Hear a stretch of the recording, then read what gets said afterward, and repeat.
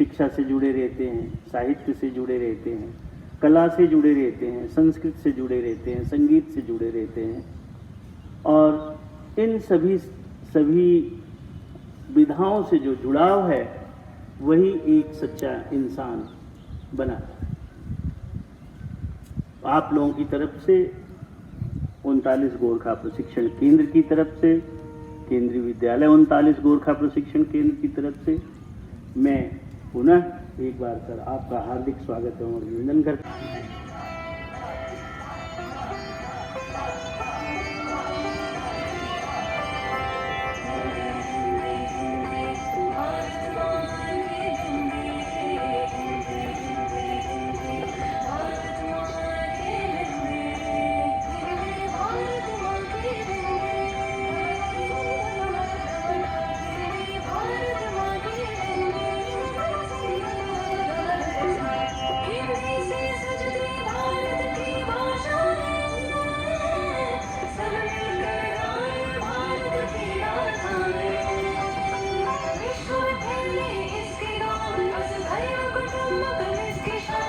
ये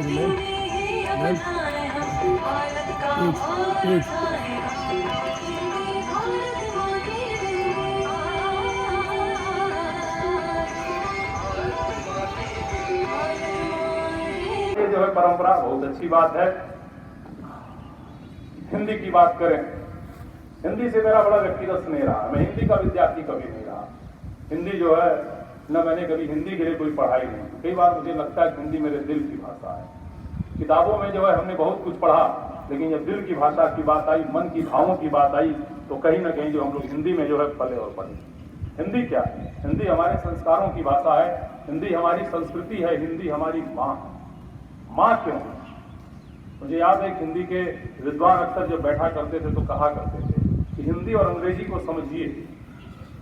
जब भारत में जो है 14 सितंबर 1949 को ये हुआ कि संविधान सभा ने हिंदी को राजभाषा के रूप में मान्यता दी, उसके लगभग 4 साल बाद राष्ट्रभाषा समिति वर्धा ने अनुरोध किया कि उस दिन को जो है पूरे देश में राजभाषा और हिंदी दिवस के रूप में मनाए जाने की जरूरत है 1953 में।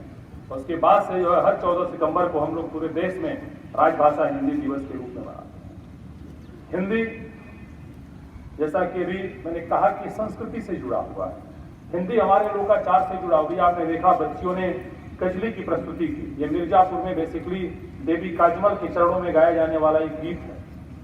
तो हिंदी बहुत कुछ अपने अंदर जो है समेटे हुए है।